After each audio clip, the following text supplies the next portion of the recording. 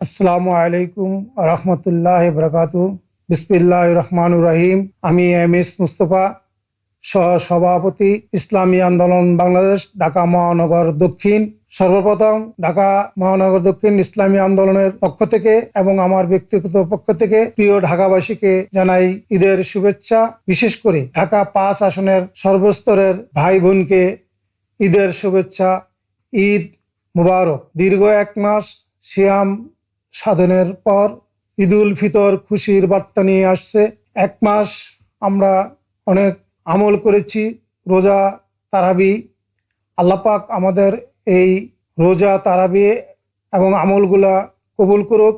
রমজানের রহমত, মাগফিরাত এবং নাজাত আমাদের নসিব করুক।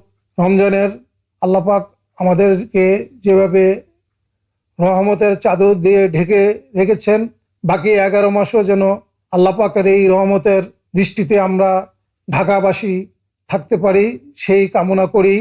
সর্বশেষ ঢাকা 5 আসনের সর্বস্তরের জনগণ আসছে ঈদুল ফিতরে সপরিবারে অনাবিল আনন্দে, সুখে, শান্তিতে ঈদ উল ফিতর উদযাপন করুক। রমজান মাসের ন্যায় প্রত্যেকটি দিন যেন আমরা নেক আমল করতে পারি, সকলে সুখে শান্তিতে সমাজে বসবাস করতে পারি, এই প্রত্যাশা রইল।